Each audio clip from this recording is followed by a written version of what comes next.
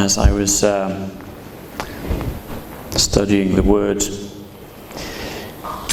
this week, and even for a couple of weeks, because I've been working a lot with this passage,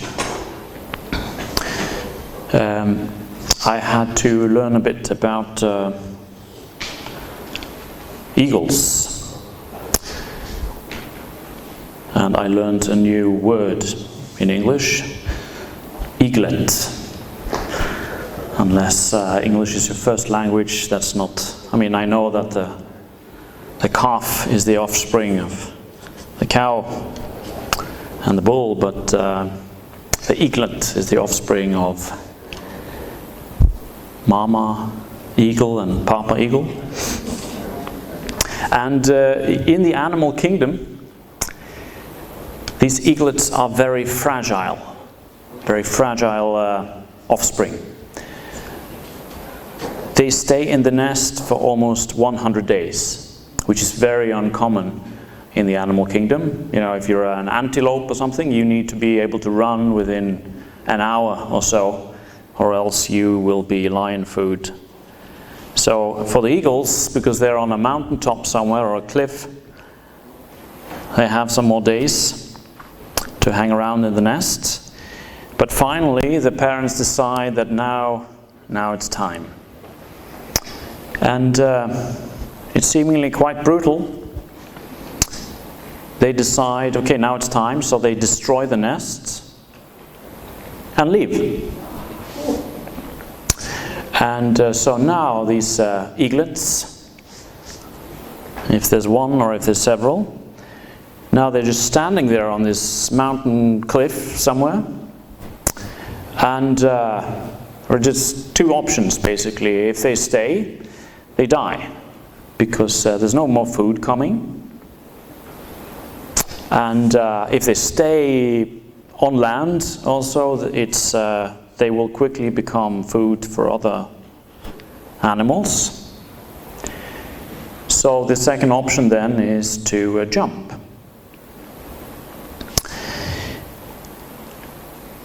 Now, what the eagles or the eaglets do not know is that the parents are circling in the air. But I'm not so sure you think about that as you are jumping off of a cliff. So they jump and they fall to the ground in a high speed. Very high speed, actually. And as they are falling, probably thinking about, philosophical things such as, why did I jump? Then Mama or Papa eagle comes to the rescue. And so they come either underneath them or grab them by the claws and pull them up again. And then they let them go again. They drop them. And so they continue until the eaglets understand how to fly. It's about spreading your wings, right? It's not just flapping frantically. You have to learn how you can glide on the wind. So this is the backstory here. And we're going to use it because God is using this in His Word. So we're going to go to Exodus 19. Exodus 19. The first verse of Exodus 19.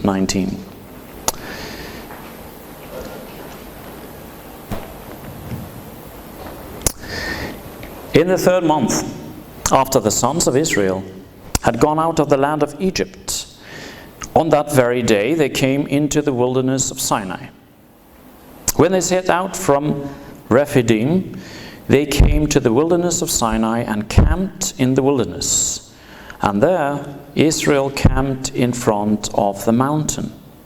Moses went up to God, and the Lord called him from the mountain, saying, Thus you shall say to the house of Jacob, and tell the sons of Israel, you yourselves have seen what I did to the Egyptians, and how I bore you on eagle's wings, and brought you to myself.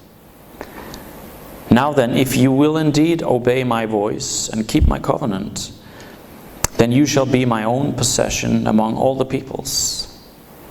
For all the earth is mine, and you shall be to me a kingdom of priests and a holy nation.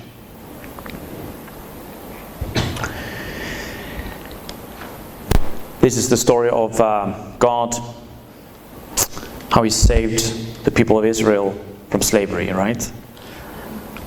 They had stayed for some 430 years as slaves in Egypt. It's a long time. And now God has brought them out of that through some extraordinary miracles. Well, miracles are always extraordinary, but they were really extraordinary. You know, he cleft the sea in twain, or how it's called in Old English. And they walked through the Red Sea, and there were all these plagues in Egypt. And if you read the story, you know how it goes. But it's also the story of each one of us, how God saved us from slavery to sin. And it's also the story of, here is how God is calling the Israelites to obey his voice and to keep his covenant, but it's also how he's calling us to do the same. And often we use this language, biblical language, because we read the Bible. What is a covenant? Oh, it's a strange word in many ways. I mean, you probably have it in your language as well. And it is somewhat of a strange word, at least in my language. It's not used in common speech. We normally use the word contract, right? We make contracts. But what is a contract? A contract is an agreement, right? Between two or more parties. It can be people, it can be companies, it can be governments.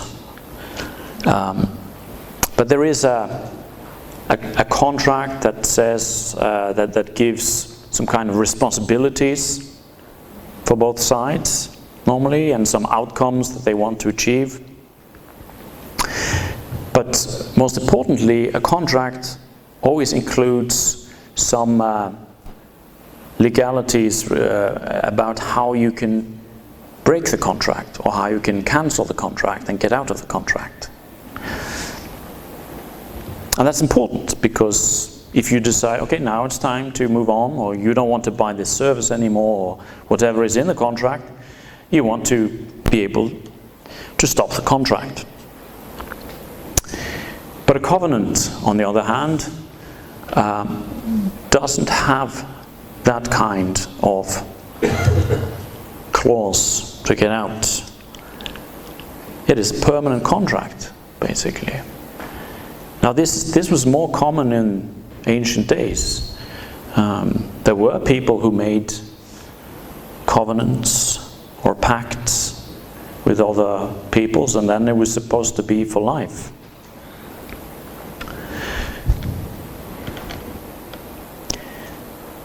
God's covenant was not for life, it was forever.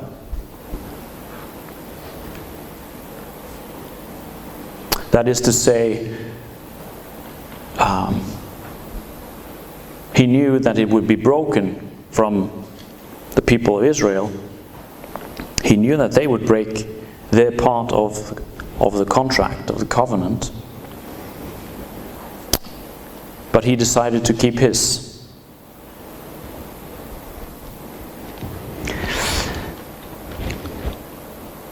That's what God is doing here in the words. He reminds Israel that he has been faithful.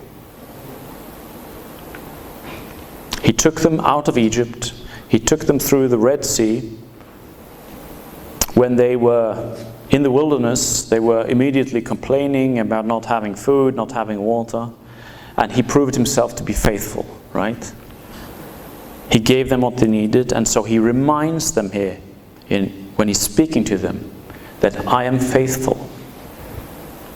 Now, if you will obey my voice and keep my covenant, then you shall be my own possession among all the peoples. In 2 Timothy 2:13 it says, if we are faithless, he remains faithful, for he cannot deny himself. So God is so faithful that, it's one of the defining characteristics of God.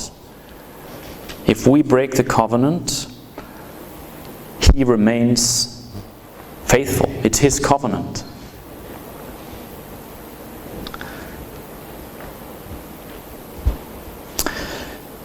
So let's remember that. God is faithful, okay? That's what he said to the Israelites.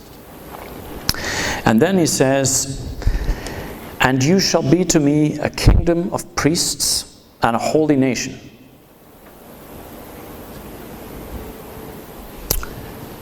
A kingdom of priests. So that begs the question, what is a priest? And actually God doesn't say so until later on, because here he asks them to be a kingdom of priests without specifying what it actually means or entails. But we can read it a bit later in Leviticus. A priest had basically 3 roles, and then a separate part which was outside of the nation of Israel. That was to offer sacrifices on behalf of the people, sacrifices for sin. So they offer sacrifices. And then they worship God and led others in worship. And third, they took care of the tabernacle and the operation of the tabernacle. So those 3 things. But in addition, they were to be a blessing to the nations. Not just the priests, but the whole people of Israel. To be holy like he is holy, was the word in Leviticus. And so now we know what it means to be a priest here, based on this. But what was the people's response when God asked them this? Well, initially they say yes to this, but then something happens. And that is when God's presence comes to Sinai, to Mount Sinai, which will happen in the next few verses. God comes with his presence, and his presence is so terrifying to them that we shall see that they are trembling. And then God speaks and gives them the 10 commandments, right? This is what happens in Exodus 20. And all the people hear God speaking. They hear his voice, and it's like the sound of a trumpet. It's very powerful imagery that's being used to describe how God was on Mount Sinai. So let's read Exodus 20:18. We'll see how they responded to this. All the people perceived the thunder and the lightning flashes and the sound of the trumpet and the mountain smoking. And when the people saw it, they trembled and stood at a distance. Then they said to Moses, "Speak to us yourself, and we will listen. But let not God speak to us, or we will die." Moses said to the people, "Do not be afraid, for God has come in order to test you, and in order that the fear of him may remain with you, so that you may not sin." So the people stood at a distance while Moses approached the thick cloud where God was. So the people who initially said, "Yes, we want to be a kingdom of priests," when they understand who God is and what his presence means, when they saw his presence, they were terrified. Well, God is a holy God. You know, if we see God through our sin, then God is terrifying. You know, if you have had that meeting with Jesus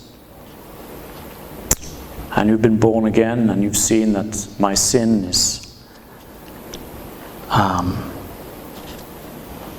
great and I need Jesus, and that can be a terrifying meeting when you see God's the justice of God.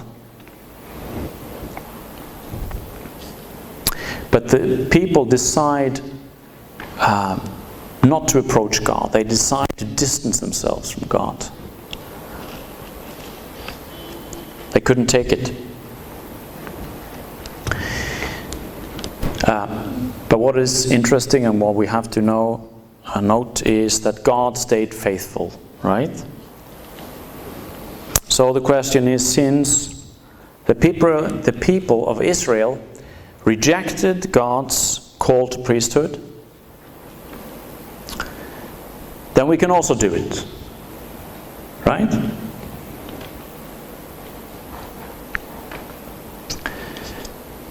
Since they rejected that all of them were priests, we can also do it. Well, no, we can't. Because there is a verse in the New Testament that calls us to do the same. 1 Peter 2, verse 9 and 10.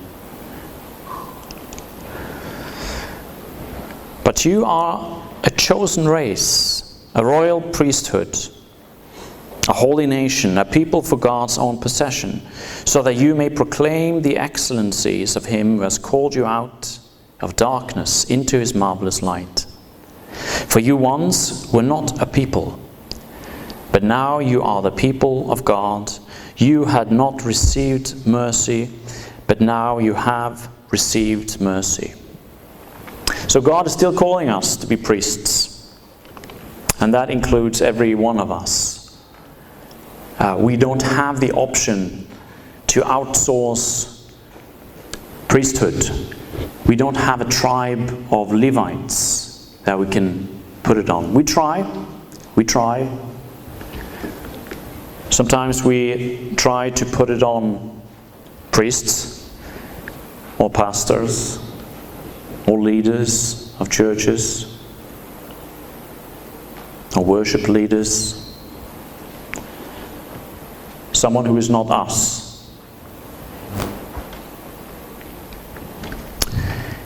But the Bible is very clear. We are all called to be priests. Not just priests, but royal priests. In a kingdom, there is a king. I was born in a kingdom, and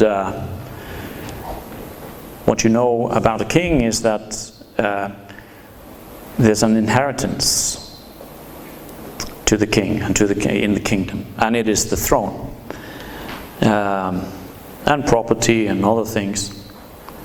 But who are the people who inherit it? It's the sons and daughters of the king.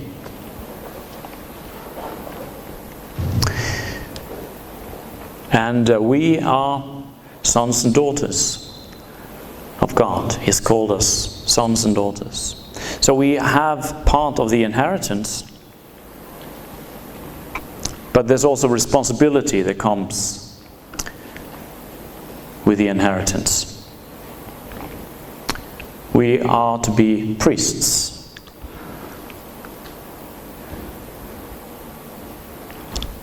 So we are to offer sacrifices. We don't have to offer blood anymore. Thanks be to God. Jesus took care of that part. Blood is no longer needed. Blood sacrifice is over. Hallelujah. Now God may ask you to sacrifice other things, but not blood. Well, maybe your life, but not for your own salvation. That sacrifice has already been made. Maybe He will ask you to sacrifice time or money. Maybe sacrifice your will to His will. Sacrifices. And then to worship God. We are called to worship God and lead others in worship. And sometimes we worship God, sometimes. So either we worship God or we worship ourselves or something outside of ourselves. We have to make sure that we worship God. And then we need to take care of the tabernacle, which is today is the church.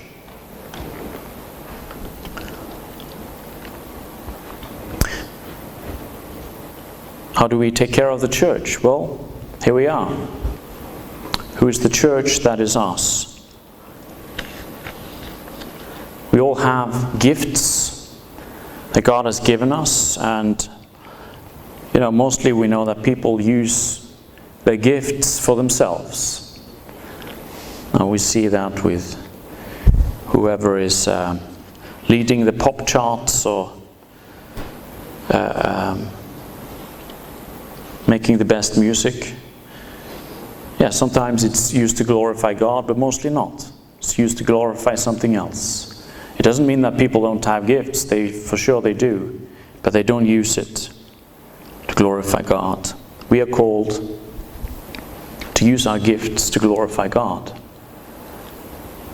It's not given to ourselves, to us just for ourselves.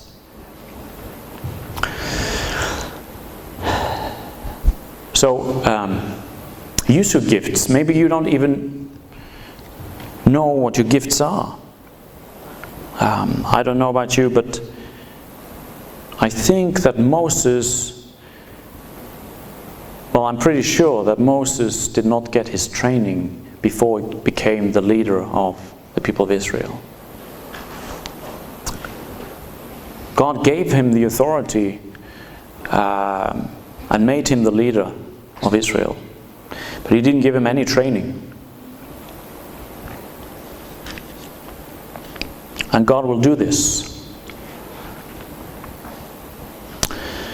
If you've been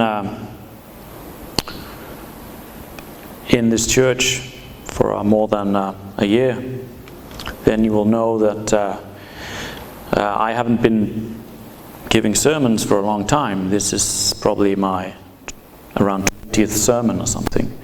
And I'm still learning, but I'm trying to use a gift that I realized that God had given me. And sometimes I use it well, and sometimes I fail at it. But so did Moses. Sometimes God will call you to do something that is totally out of your comfort zone. I had a calling for business, and I was good at it. And then God called me out of it for a period. So was Jeff. You were called out of business like 20 years ago, and you're still doing it. It doesn't mean that you will not have a calling for business or for being a doctor or whatever, but God doesn't do things according to our will, and we have to be ready for that. And so when we say use your gifts, use them. Don't spend your time just wondering about what God will do in your life. God will do something in your life. We want ICF to be a safe place to serve. If you want to serve here, then there's lots of opportunities. I doubt that if God called you to Moldova to take an education or to serve at an embassy or whatever you're doing here, He didn't call you here to sit on a church bench for 1 year and listen to sermons. He didn't. And if you're here for 6 years, for sure He didn't intend for that. And here, probably you've noticed, but none of us are professionals. We don't have any paid staff. We're a family of believers.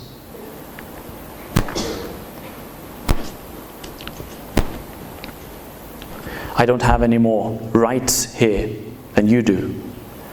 I'm in leadership and God has called me to it, but I don't have any more rights here. I'm here because God has called me to be here, and I'm just doing whatever I see needs to be done. So we're all amateurs here, like eaglets desperately flapping our wings. Now, and that's actually by choice. I mean, we could go professional. You know, we could hire professionals. We could get professional musicians to lead our worship. We could get a professional cameraman and dump Peter. We could get some professional people to do the projector. We could hire some really friendly people to stay and smile at people and say hello as you came in. We could. And it might be really, really good. Maybe they would do a much better job, because they would be paid to do it. They would probably be very effective at it. But by choice we have decided, no, we won't do that. Because we're a family, and also in family, maybe I could hire a professional housekeeper or something. I'm not going to go all the way.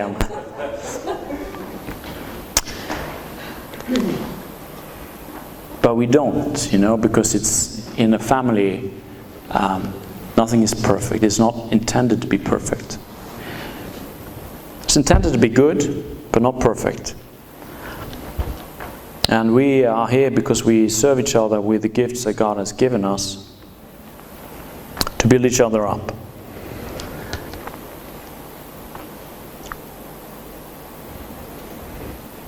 So if you want to serve, then I think you should. Don't wait for a place to open up. Get involved. Sometimes it means stacking chairs. I still stack chairs, and I will continue to do so. But strangely, it's the thing that there are the fewest volunteers for. It's the simplest job.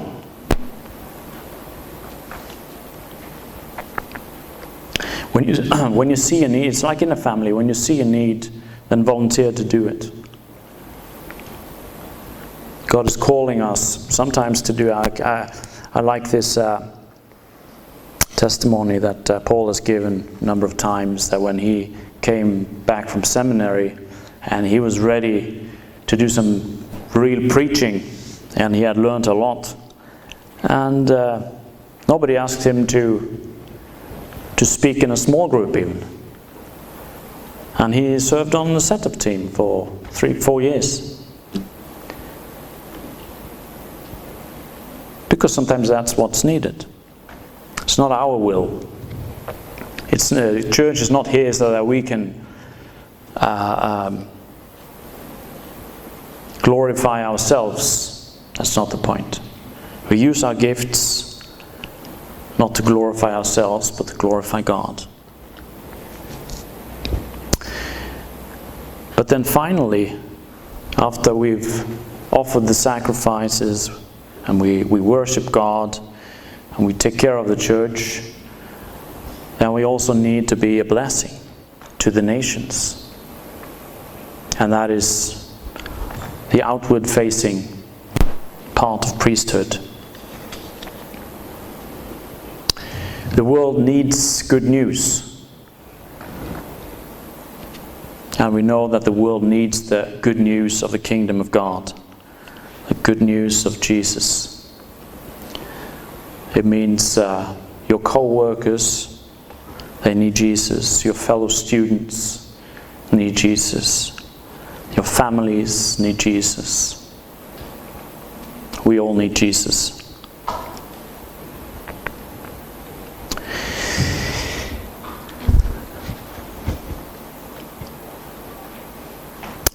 Why? Why should we do this? 1 Peter 2:11 says, "Beloved, I urge you as aliens and strangers to abstain from fleshly lusts which wage war against the soul. Keep your behavior excellent among the Gentiles, so that in the thing in which they slander you as evildoers, they may, because of your good deeds, as they observe them, glorify God in the day of visitation." By being a kingdom of priests and by being a holy nation, the Gentiles will glorify God when they see our lives, what God has done in our lives. I don't know about you, but God has done a lot in my life.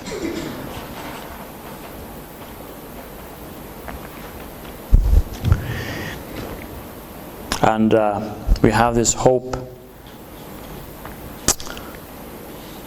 I've been studying this passage a lot because I'm studying the Bible right now, and so I dug down in this passage in Hebrews, and it contains a hope. It's the finale of the letter to the Hebrews, which is basically a sermon. It's not so much a letter as a sermon. And the final point through all the arguments that has been made in the letter, here is the final in Hebrews 12. He's talking about Mount Sinai again, where we started. And he says, "For you have not come to a mountain that can be touched, or to a blazing fire, and to darkness and gloom and whirlwind, and to the blast of a trumpet and the sound of words. But you have come to Mount Zion, and to the city of the living God, the heavenly Jerusalem, and to myriads of angels, to the general assembly and church of the firstborn, that is us, church of the firstborn, who are enrolled in heaven, and to God, the judge of all, and to the spirits of the righteous made perfect, and to Jesus, the mediator of a new covenant, and to the sprinkled blood, which speaks better than the blood of Abel. And these are, words of hope, and it speaks about heaven. However, it also speaks of now, because it doesn't say, but you will come to Mount Zion. It says, but you have come.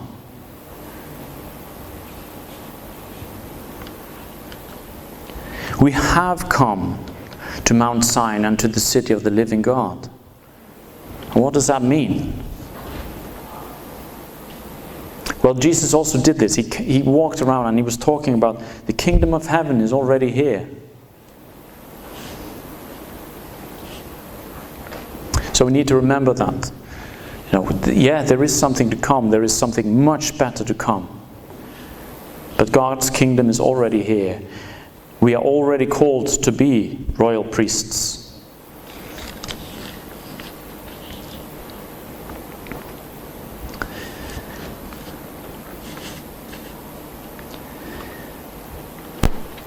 And to Jesus, there is this thing that happened in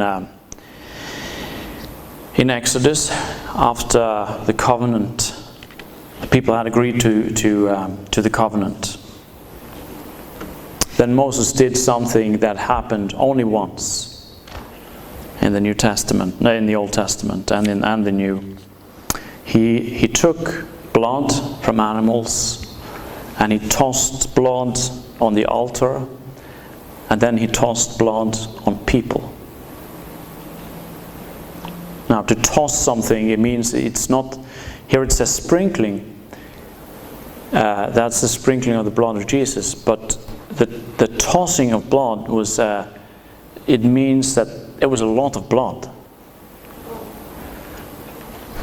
And they were probably wearing the nicest clothes that day, because it was a ceremony. And here comes Moses, and he tosses animal blood on them. And blood, that sticks to you. It sticks to your skin, sticks to your clothes. Probably the clothes will have blood stains on them forever, until you throw the clothes away. Because it was a serious thing, and God wanted them to remember.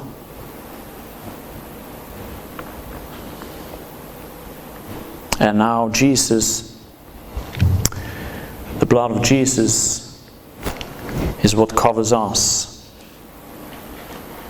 And it's much better than the blood of animals. And it gives us access to Mount Zion.